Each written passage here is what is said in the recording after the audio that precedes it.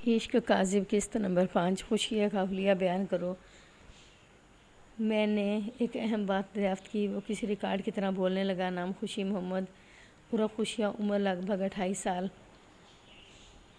ناک موٹی، دائیں گال پر مسا، تنگ پیشانی، کان چھوٹے، بال گھنگریالے، بائیں ہاتھ کی 6 انگلیاں یعنی ڈبل چھنگلی، مونچھیں راج کپور مارکا اور قد 5 فٹ کے قریب۔ صدیق گوندل نے حیرت سے پوچھا، سائیں تم تو کوئی ایکس رے مشین لگتے ہو، بڑی گہری نظر ہے بھئی تمہاری، آخر کھاتے کیا ہو تم؟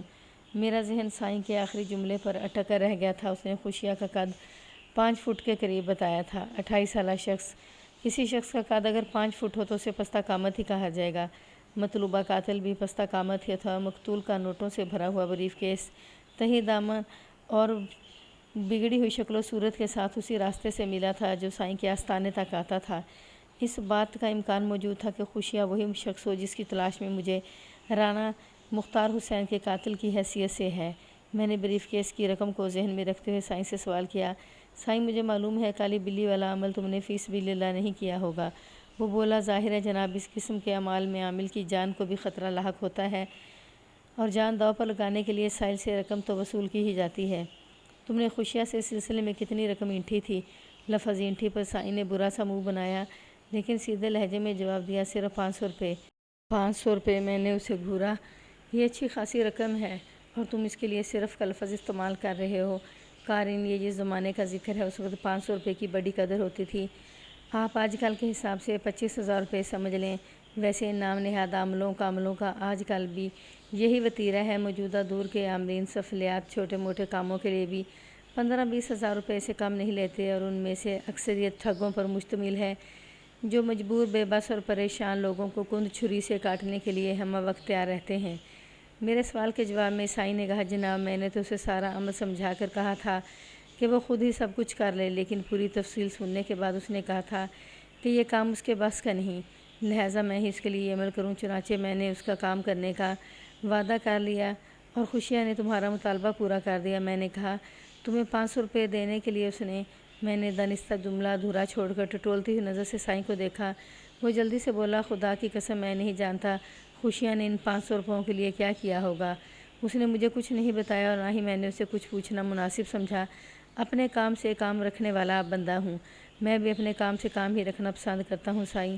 میں نے خیز انداز میں اسے گھورا اور پوچھا، اب خوشیہ تمہارے پاس کب آئے گا؟ تقریباً 1 ہفتے بعد، اس نے جواب دیا۔ میں نے پوچھا، وہ تانبے کا دیچکا کہاں ہے جس میں مظلوم کالی بلی نے قے کی تھی؟ اسے میں نے 3 روز کے لیے زمین میں دبا لیا ہے۔ اور وہ تصویر؟ کون سی تصویر؟ وہ جذبز ہوتے ہوئے بولا۔ میں نے کہا، گدھے کے بچے، میں اس تصویر کا ذکر کر رہا ہوں جسے کیل کے ذریعے تم نے درخت پر پیوست کر کے تانبے کے دیچکے کو آگ دکھائی تھی۔ خوشیہ کی مطلوبہ لڑکی غزالہ کی تصویر؟ وہ غزالہ جس کے بارے میں تم اس کے نام کے سوا کچھ نہیں جانتے؟ کچھ یاد آیا کہ میں دوسرا راستہ اختیار کروں؟ تصویر میں نے تو عمل کے بعد جلا دی تھی، وہ لکنت زدہ لہجے میں بولا۔ سائیں کے چہرے کے تاثرات اس کے الفاظ سے لگا نہیں کھاتے تھے۔ میں نے اچانک اسے ایک زوردار چانٹا رسید کیا۔ یہ اس کی بے خبری تھی یا شاید میرے چانٹے میں غیر معمولی قوت تھی کہ وہ اپنی گدی سے لڑک کر دور چٹائی پر جا گرا۔ میں نے آگے بڑھ کر اسے ایک تحقیر آمیز ٹھڈے سے نوازتے ہوئے گرج کر کہا، تخم ناتصدیق غزالہ کی تصویر کو تم نے جلا دیا ہے اور دیچکے کو زمین میں دبا کر رکھا ہے، کیا یہی بیان ہے نا تمہارا؟ ایک لمحے کو میں نے رک دھمکی آمیز لہجے میں کہا، حقیقت اگلنے سے ابھی ننگا کروں تمہیں؟ وہ اٹھ کر کھڑا ہو گیا، لجاجت آمیز انداز میں بولا، ملک صاحب میں کسی قاتل کو نہیں جانتا اور نہ ہی قتل کی کسی واردات میں میرا ہاتھ ہے، اب خام خواہ مجھ پر شک کر رہے ہیں۔ میں نے کہا کہ تم قاتل کے مامے چاچے ہو یا یہ کہ رانا مختار کو تم نے قتل کیا ہے؟ میں نے اسے گریبان سے پکڑتے ہوئے کہا، میں نے تو صرف غزالہ کی تصویر اور تانبے کے دیچکے کے بارے میں پوچھا تھا تم سے۔ وہ میں نے بتایا ہے نا۔ وہ رک کر بتانے لگا۔ میں نے ایک زوردار جھٹکا دے کر اس کا گریبان چھوڑ دیا۔ اس نے 2 کلا بازیاں کھائیں اور چاروں خانے چت ہو گیا۔ میں نے اس کی گدی والے چبوترے کی جانب قدم بڑھاتے ہوئے کہا، تم مجھے کیا بتاؤ گے شیطان کی اولاد؟ دیکھو میں تمہیں بتاتا ہوں کہ تمہاری گدی کے نیچے کیا پاک بازیاں پنہاں ہیں۔ وہ باختیار زمین سے اٹھا، غیر ارادی طور پر آگے بڑھ کر میرے قدموں سے لپٹ گیا اور منت آمیز لہجے میں گھگھیایا، نہیں ملک صاحب، وہاں کچھ بھی نہیں ہے، خدا کے لیے رک جاؤ۔ میں نے اس کی التجا کو ٹھوکروں میں اڑاتے ہوئے تھوڑی سی کوشش کے بعد گدی کا بالائی تختہ اوپر اٹھا دیا۔ اسی دوران میں صدیق گوندل نے میرے اشارے پر سائیں کو حراست میں لے لیا تھا۔ اس کارروائی پر پہلے تو وہ ہمیں بڑی دھمکیاں دینے لگا، پھر جب 2-4 کرارے تھپڑ پڑے تو ساری چوکڑی بھول گیا۔ سائیں کی گدی کا بالائی حصہ واقعی کسی بڑے صندوق کے ڈھکنے کی طرح ہی کھلتا تھا۔ نیچے تہہ خانے میں جانے کے لیے باقاعدہ زینے بنے ہوئے تھے۔ تہہ خانہ لگ بھگ ہال نما کمرے جتنا تھا۔ ہم نے اس تہہ خانے کی مکمل تلاشی لی۔ سائیں اور اس کے دونوں خدمتگار ہماری تحویل میں آ چکے تھے، اس لیے ہمیں کسی قسم کی مزاحمت کا سامنا نہیں کرنا پڑا۔ تہہ خانے میں سے جو کچھ برآمد ہوا وہ سائیں کو پکا مجرم ثابت کرتا تھا۔ زیادہ تر سامان مال مسروقہ تھا۔ کچھ چیزیں صدیق گوندل نے فوراً پہچان لی، اگرچہ اسے چھانگا مانگا کے تھانے میں تعینات ہوئے زیادہ عرصہ نہیں ہوا تھا۔ تاہم اس دوران میں ڈکیتی کی 3-4 وارداتیں اس کے تھانے کی حدود میں ہو چکی تھیں۔ تمام مال مسروقہ کے ساتھ سائیں اینڈ کمپنی کو چھانگا مانگا تھانے میں پہنچا دیا تھا۔ نظامو اور کرمو کی گرفتاری کے لیے چند ہوشیار قسم کے پولیس اہلکار جنگل میں ہی ڈیرے کے آس پاس ان کی ڈیوٹی لگا دی گئی تھی۔ سائیں نے تھوڑی سی خاطر تواضع کے بعد زبان کھول لی۔ اس کا اصل نام عبدالغفور تھا۔ 10 سال قبل وہ چھانگا مانگا کے جنگل میں آ کر بیٹھا تھا اور دیکھتے ہی دیکھتے اس نے آس پاس کے علاقوں میں اپنی اچھی خاصی ساکھ بنا لی تھی۔ دراصل وہ ایک مغرور قیدی تھا۔ اسے قتل کے ایک مقدمے میں سزائے عمر قید ہو گئی تھی، تاہم 10 سال پہلے شیخو پورہ کی جیل سے فرار ہو گیا تھا۔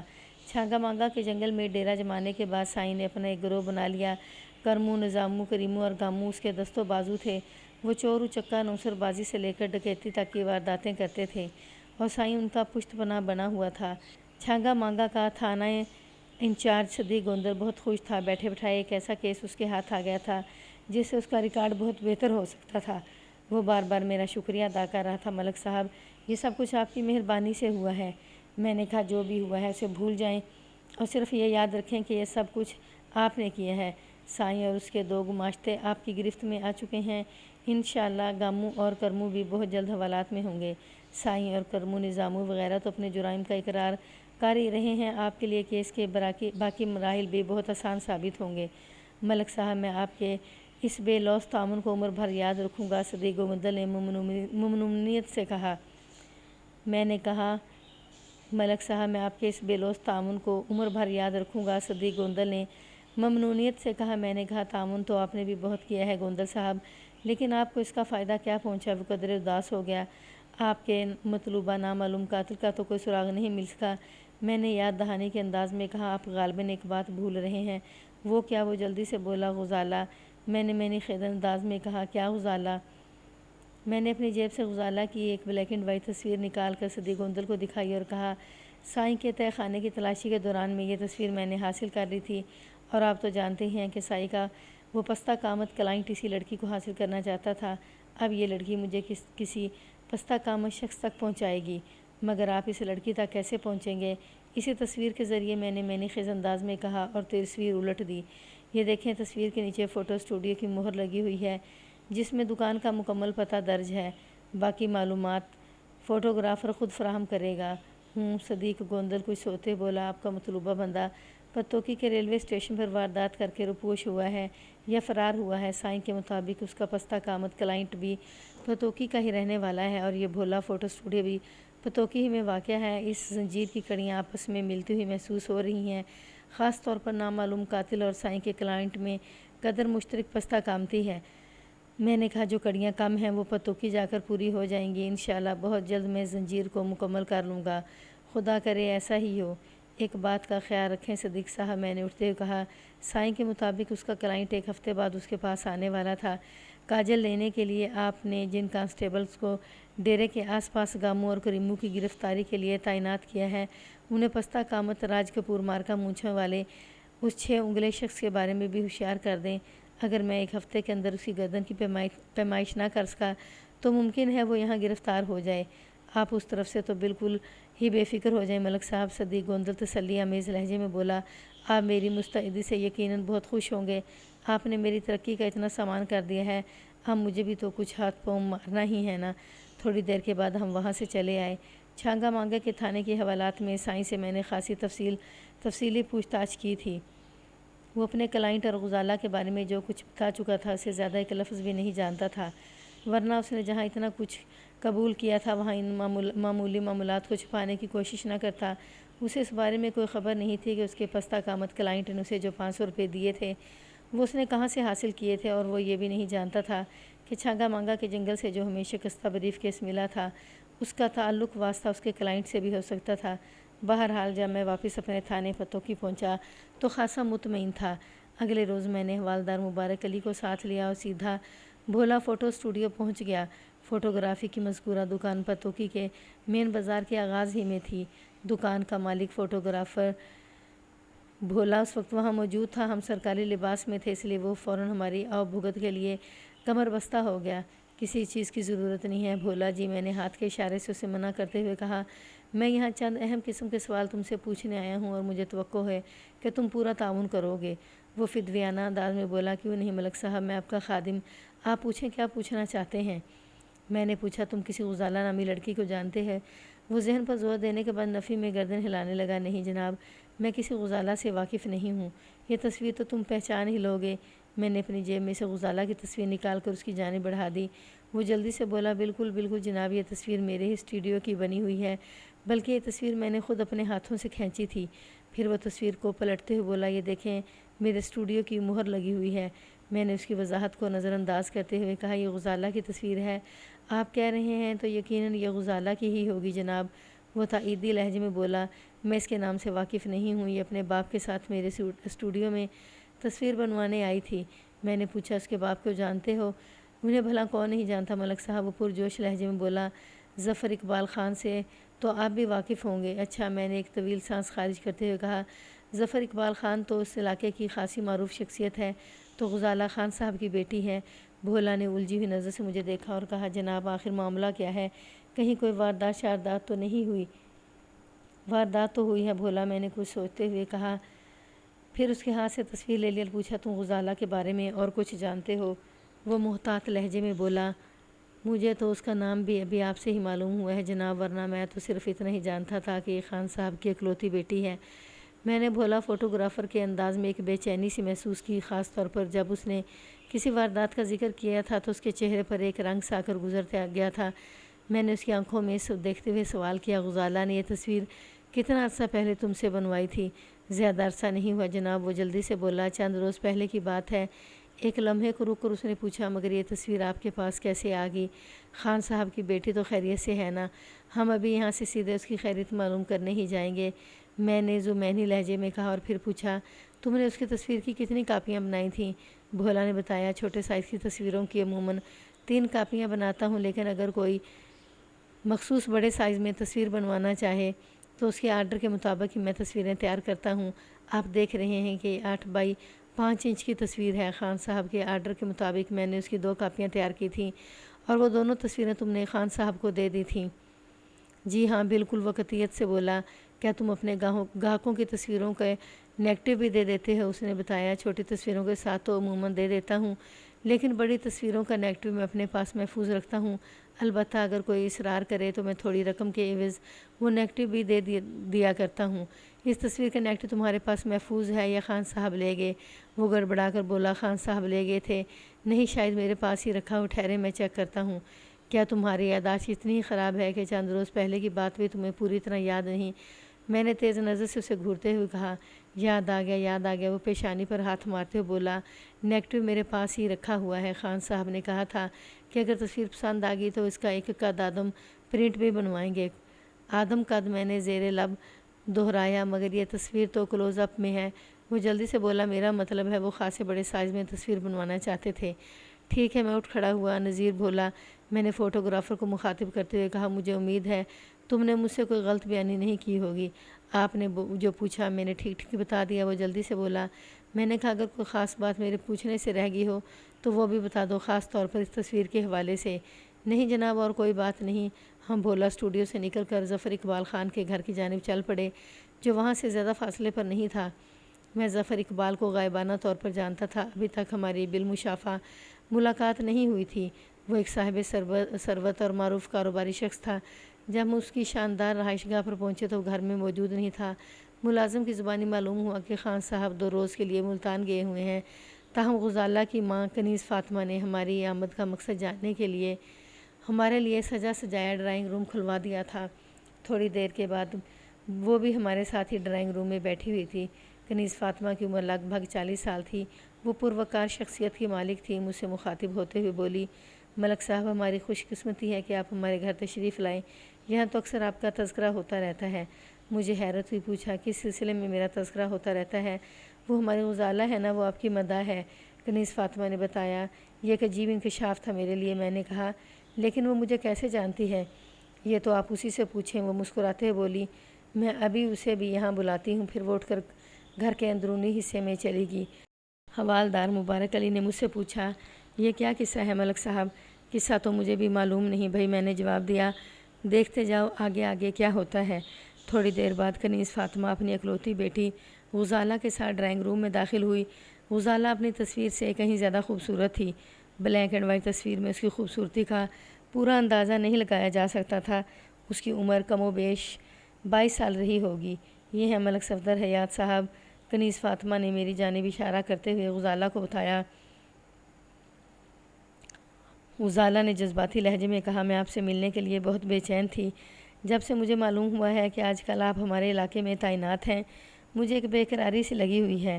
ابا جی نے مجھ سے وعدہ کیا تھا کہ وہ کسی روز مجھے آپ کے پاس لے چلیں گے، جبکہ میرا یہ اصرار تھا کہ ہم گھر پر آپ کی دعوت کریں۔ یہ تو اچھا ہوا کہ آپ خود ہی یہاں تشریف لے آئے ہیں۔ میں آپ کو بتا نہیں سکتی کہ اپنے سامنے آپ کو دیکھ کر مجھے کتنی خوشی ہو رہی ہے۔ اس دوران کنیز فاطمہ ڈرائنگ روم سے باہر چلی گئی تھی۔ میں نے غزالہ سے پوچھا، مجھے کس طرح جانتی ہیں؟ مجھے نہیں یاد پڑتا کہ پہلے ہماری کبھی ملاقات ہوئی ہو۔ ہم آج پہلی مرتبہ ہی مل رہے ہیں۔ اس نے میری بات کی تائید کی۔ اور جہاں تک اس بات کا سوال ہے کہ میں آپ کو کیسے جانتی ہوں، تو اس کے لیے آپ کا وہ کارنامہ ہی کافی ہے۔ کون سا کارنامہ بھائی؟ میں واقعتاً حیران ہو رہا تھا۔ غزالہ نے پوچھا، چند سال پہلے آپ رینالہ خود کے ایک تھانے میں تعینات تھے نا؟ میں نے اس بات میں جواب دیا۔ اس نے سوال کیا، تو پھر آپ کو تاجی والا واقعہ بھی یاد ہوگا۔ کون سا تاجی اور کیسا واقعہ؟ وہ لڑکی مجھے حیران پر حیران کیے جا رہی تھی۔ غزالہ نے وہ بتایا، وہی تاجی جس کو غنڈوں نے اغوا کر لیا تھا، اور آپ کی کوششوں سے نہ صرف تاجی بھی بعضی تو خیریت اب گھر واپس لوٹ آئی تھی، بلکہ آپ نے اغوا کنندگان کو بھی جیل کی سلاخوں کے پیچھے بھیج دیا تھا۔ تاجی کو آپ نے اٹاری سے برآمد کیا تھا۔ وہ پورا واقعہ میرے ذہن میں تازہ ہو گیا۔ ان دنوں میں رینالہ خود ضلع اوکاڑا کے ایک تھانے میں اپنے فرائض سر انجام دے رہا تھا۔ اٹاری ضلع اوکاڑا کے ایک دیہات میں اغوا کنندگان سے اچھی طرح خاصی مارا ماری بھی ہوئی تھی، لیکن مجھے حیرت اس بات پر تھی کہ ان واقعات سے غزالہ کا کیا تعلق تھا۔ یہ سوال میری زبان پر بھی آ ہی گیا۔ آپ کو ان تمام واقعات کا علم کیسے ہوا؟ میں نے پوچھا۔ وہ بولی، میں ان دنوں گرمیاں کی چھٹیاں گزارنے اپنے ماموں کے پاس رینالہ خود گئی ہوئی تھی، اور تاجی میری وہاں کی سہیلیوں میں سے ایک ہے۔ اتفاق سے میری وہاں آپ سے ملاقات نہ ہو سکی۔ آپ میرے ماموں کو تو جانتے ہی ہوں گے، افضل خان ان کا نام ہے۔ میرے رینالہ خود کے ذمہ دار افضل خان کو اچھی طرح جانتا تھا۔ وہاں تعیناتی کے دوران میں 1-2 مرتبہ اس سے ملاقات بھی ہو چکی تھی۔ میں نے غزالہ کو بتایا کہ وہ تمام واقعات میرے ذہن میں تازہ ہو گئے ہیں۔ بس آپ کی بہادری اور جرأت مندی نے مجھے بہت متاثر کیا تھا۔ وہ عقیدت مندانہ انداز میں بولی، آپ سے روبرو ملاقات کی بڑی خواہش تھی، جو بغیر کسی کوشش کے خود بخود پوری ہوگی۔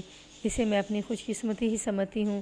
اسی وقت اس کی ماں ایک ملازم کے ساتھ ڈرائنگ روم میں داخل ہوئی۔ ملازم کے ہاتھ میں لدی پھلی کنگ سائز ٹرے دیکھ کر مجھے اندازہ ہو گیا کہ ہماری خاطر مدارت کا اچھا خاصا انتظام ہو چکا تھا۔ کنیز فاطمہ نے ملازم کے جانے کے بعد کہا، باقی باتیں تو ہوتی ہی رہیں گی، پہلے ذرا کچھ کھا پی لیں۔ میں نے کہا، آپ نے خام خواہ اتنا تکلف کیا، اس کی کیا ضرورت تھی؟ ابھی تو آپ کو دوپہر کا کھانا بھی ہمارے ساتھ ہی کھانا ہے جناب۔ غزالہ نے کھانے پینے کی اشیاء برتنوں میں ڈالتے ہوئے کہا، یہ تکلف تو کچھ بھی نہیں ہے، میں اس وقت ڈیوٹی پر ہوں۔ میں نے جلدی سے کہا، اور ایک نہایت ہی ضروری کام سے یہاں آیا تھا۔ لیکن خان صاحب تو گھر پر نہیں ہیں، کنیز فاطمہ نے کہا۔ دراصل خان صاحب سے زیادہ غزالہ میری مدد کر سکتی ہے۔ میں نے کہا، میں ایک اہم معاملے میں ان سے تھوڑی پوچھ گچھ کرنا چاہتا ہوں۔ غزالہ نے میرے چہرے سے بھانپ لیا کہ معاملہ گمبھیر ہے۔ سنجیدگی سے بولی، خیریت تو ہے نا ملک صاحب؟ خیریت ہے بھی اور نہیں بھی، میں نے ذو محنی لہجے میں کہا۔ قتل کے ایک کیس کو حل کرنے کے لیے مجھے آپ کا تعاون درکار ہے۔ میرا تعاون؟ غزالہ نے اپنے سینے پر ہاتھ رکھتے ہوئے ماں کی جانب دیکھا۔ قتل کے کسی معاملے سے بھلا میرا کیا واسطہ؟ میں نے کہا، میں کب کہہ رہا ہوں کہ آپ اس قتل میں ملوث ہیں؟ مجھے تو صرف آپ کا تعاون چاہیے۔ اس کیس کی چند کڑیاں غائب ہیں، انہیں تلاش کرنا چاہتا ہوں۔ مجھے امید ہے غزالہ اس سلسلے میں مجھے مزید معلومات فراہم کر سکتی ہے۔ آخری جملہ میں نے کنیز فاطمہ کی طرف دیکھتے ہوئے ادا کیا تھا۔ وہ الجھے ہوئے لہجے میں بولی، میں سمجھی نہیں، آخر غزالہ قتل کے کسی معاملے میں آپ کی کیا مدد کر سکتی ہے؟ کس کا قتل ہوا ہے؟ رانا مختار حسین کا قتل، میں نے ٹھہرے ہوئے لہجے میں کہا۔ جسے ریلوے اسٹیشن پر قتل کیا گیا تھا؟ کنیز فاطمہ نے پوچھا۔ میں نے کہا بالکل وہی، لیکن غزالہ کا اس معاملے سے کیا واسطہ؟ کنیز فاطمہ کی الجھن بڑھتی جا رہی تھی جبکہ غزالہ سنجیدگی سے مجھے دیکھ رہی تھی۔ میں نے ٹو دی پوائنٹ بات کرنے کا فیصلہ کیا اور اپنی جیب میں سے غزالہ کی ایک بلیک اینڈ وائٹ تصویر نکال کر میز پر رکھ دی اور باری باری ان دونوں کی طرف دیکھتے ہوئے کہا، اس تصویر کو تو آپ پہچان ہی گئی ہوں گی۔ ان دونوں نے اس بات میں سر ہلایا۔ غزالہ نے کہا، یہ میری تصویر ہے، یہ تصویر آپ کے پاس کیسے پہنچی؟ کنیز فاطمہ نے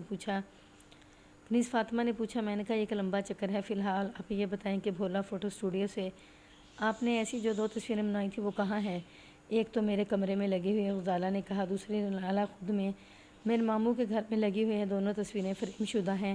ایک لمحے کے توقف سے وہ اٹھتے ہوئے بولی، ٹھہریں، یہاں والی تصویر میں ابھی آپ کو لا کر دکھاتی ہوں۔ 1 منٹ کے اندر اندر وہ اپنی فریم شدہ تصویر لے کر آ گئی۔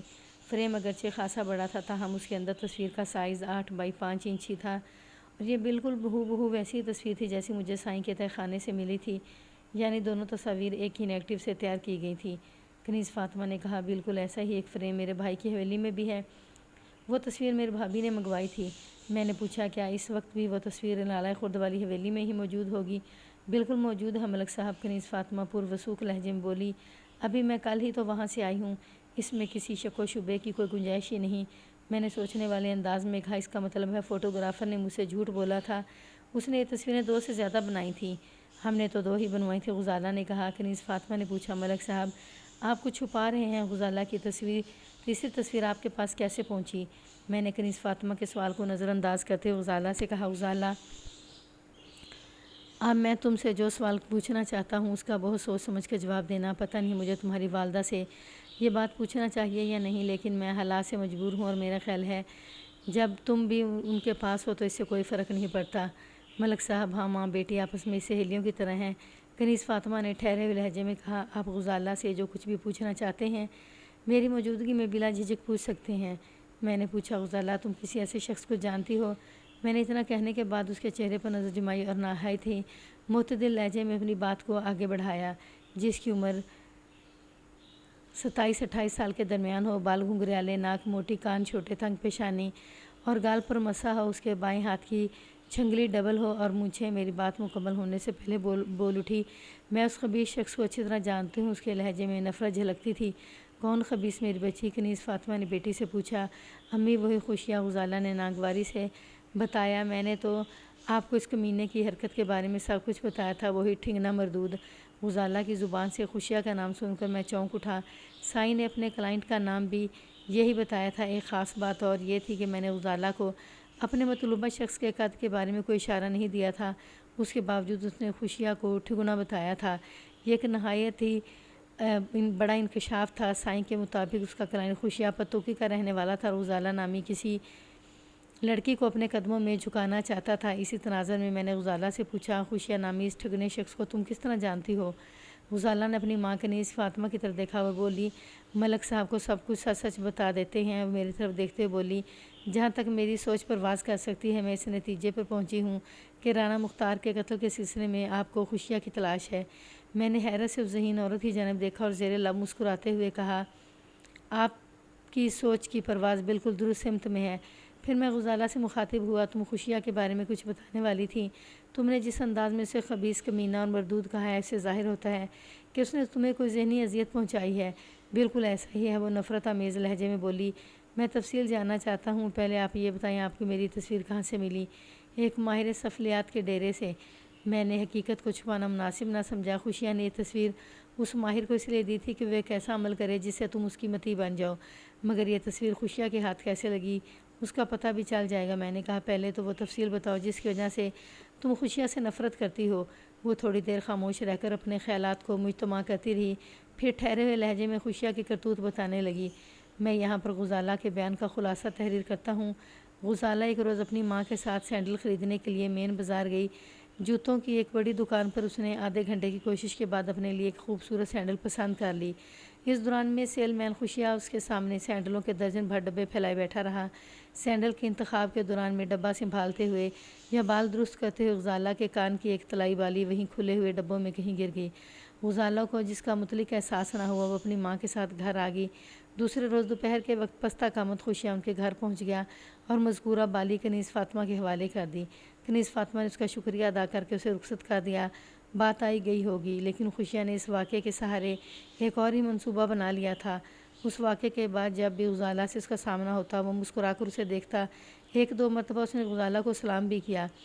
غزالہ نے خوشیہ کی اس حرکت کو کوئی خاص اہمیت نہ دی، چونکہ وہ تو اس روز جب ایک مرتبہ خوشیہ نے اسے آواز دے کر روک لیا چونکی تو وہ اس وقت جب ایک روز خوشیہ نے اسے آواز دے کر روک لیا۔ میں آپ سے ایک ضروری بات کرنا چاہتا ہوں، خوشیہ نے ٹھہرے ہوئے لہجے میں کہا۔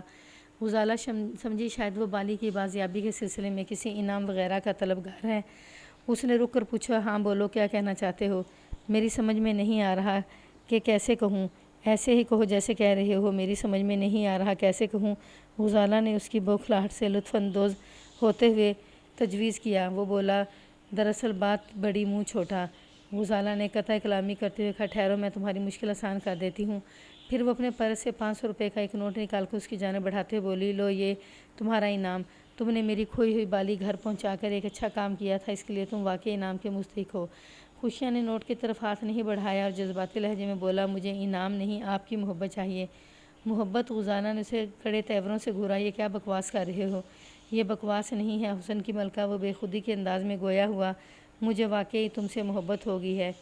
اگر جواباً تم بھی میری محبت کا جواب محبت سے دو تو میری زندگی بن جائے گی۔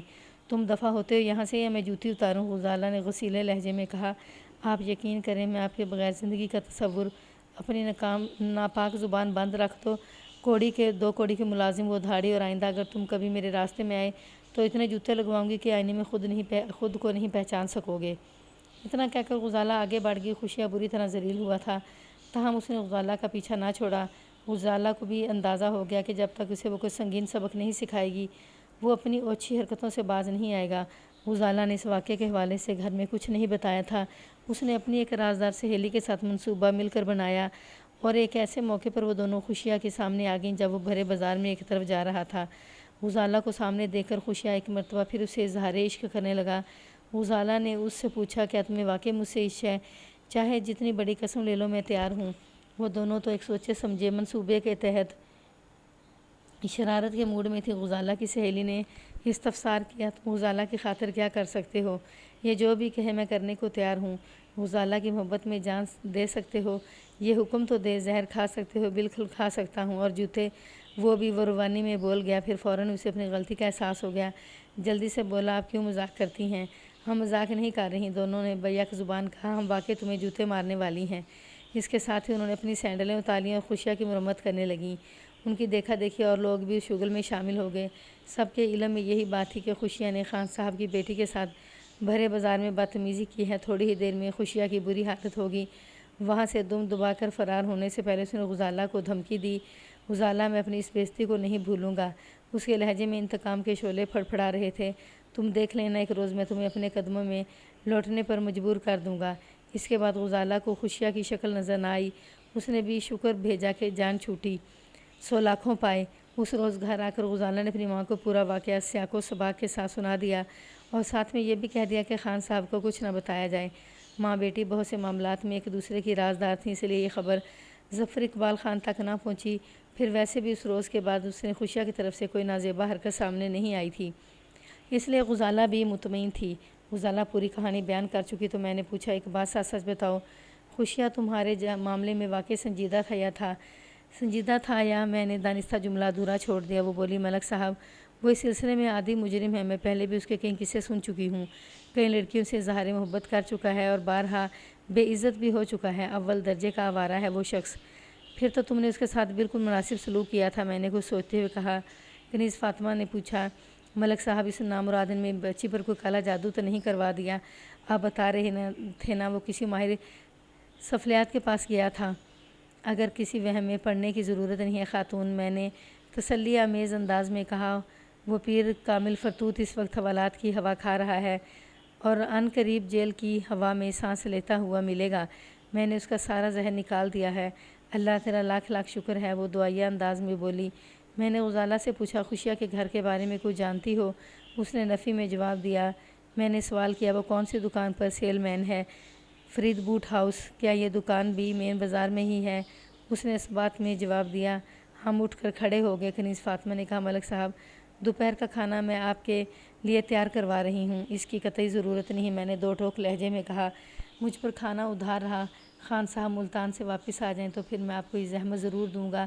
فی الحال تو میں خوشیہ کی گرفتاری کے لیے بے چین ہوں۔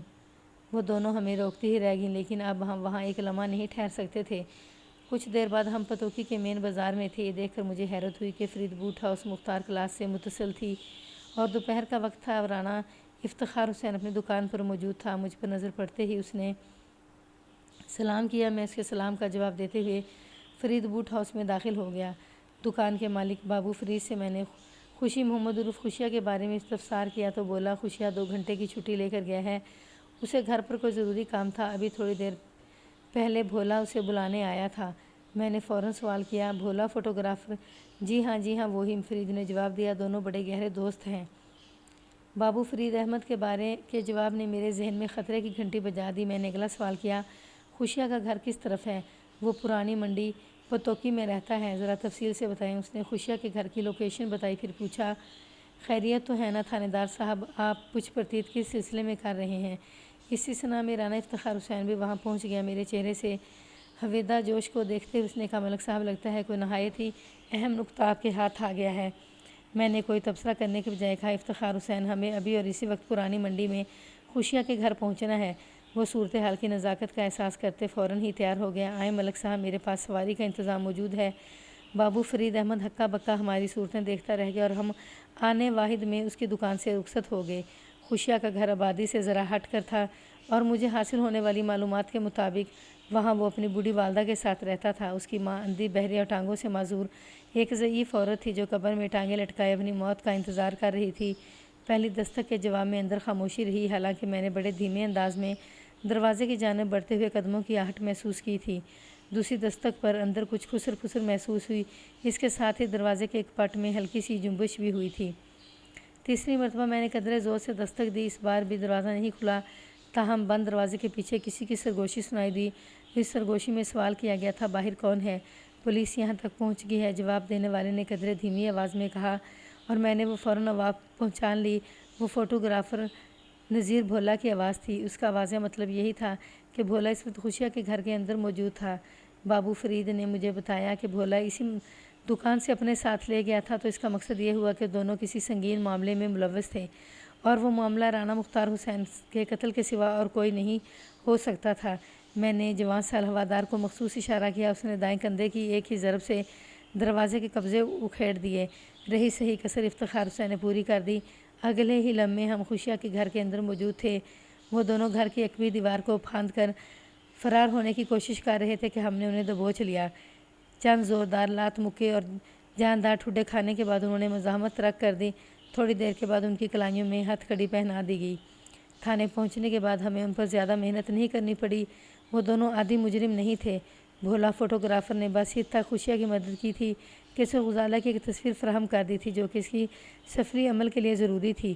آج صبح جب میں نے بھولا سے تصویر کے سلسلے میں پوچھ گچھ کی تو اسے اندازہ ہو گیا تھا کہ کہیں گڑبڑ ہو چکی تھی، اس لیے وہ خوشیہ کو دکان سے گھر لے کر گیا تھا کہ بچاؤ کا کوئی منصوبہ بنایا جا سکے، مگر ان کی بدقسمتی کہ ہم بر وقت وہاں پہنچ گئے۔ تھوڑی سختی کے بعد خوشیہ نے اپنا ہر جرم قبول کر لیا تھا۔ اس نے وقوعہ کے روز مقتول کو بابو فرید سے یہ کہتے ہوئے سن لیا تھا کہ اس رات وہ ایک بھاری رقم لے کر لاہور جا رہا تھا۔ مقتول اور بابو فرید میں گہرے مراسم تھے، دونوں ایک دوسرے کی دکان پر گھنٹوں بیٹھے باتیں کرتے رہتے تھے۔ خوشیہ نے رقم والی بات سنی تو اس نے مختار حسین کو ٹھکانے لگانے کا فیصلہ کر لیا۔ اسے فوری طور پر رقم کی ضرورت تھی تاکہ سائن سے وہ عمل کروا سکے۔ اس کو خوشیہ کو اندازہ نہیں تھا کہ بریف کیس میں اس کی توقع سے کہیں زیادہ رقم برآمد ہوگی۔ اس نے کسی بہانے سے مقتول کو پلیٹ فارم کے ویران حصے کی طرف بلایا، پھر موقع پا کر اس کا کام تمام کر دیا۔ ازاں بعد وہ بریف کیس کے ساتھ اسی ٹرین میں پتوکی سے چھانگا ماگا پہنچا جس ٹرین کے انتظار میں مقتول پلیٹ فارم پر موجود تھا۔ خوشیہ کی نشاندہی پر باقی ماندہ رقم بھی برآمد کر لی گئی۔ تاہم اس وقت تک وہ 10,000 روپے میں سے کم و بیش 1,000 روپے خرچ کر چکا تھا۔ 500 روپے تو اس نے سائیں کو ہی دے دیے تھے۔ خوشیہ کا مقدمہ صرف 6 ماہ تک زیر سماعت رہا، پھر اسے سزائے موت سنا دی گئی۔ اس 6 ماہ کے عرصے کے دوران میں اس کی ماں کی مشکل بھی آسان ہوگی۔ ماں کی میت کو کندھا دینا شاید اس کے نصیب میں ہی نہیں تھا۔ کہتے ہیں محبت اور جنگ میں سب کچھ جائز ہوتا ہے، لیکن محبت کے معاملے میں اس سلسلے میں تھوڑا سا اختلاف کروں گا۔ محبت ایک پاکیزہ اور خالصتاً خدائی جذبہ ہے۔ محبت کے حصول کے لیے جو لوگ غلط راہوں کی مسافرت اختیار کرتے ہیں انہیں بالآخر ایک روز بری طرح پچھتانا پڑتا ہے۔ عشق کاذب کا انجام ہمیشہ عبرتناک ہوتا ہے۔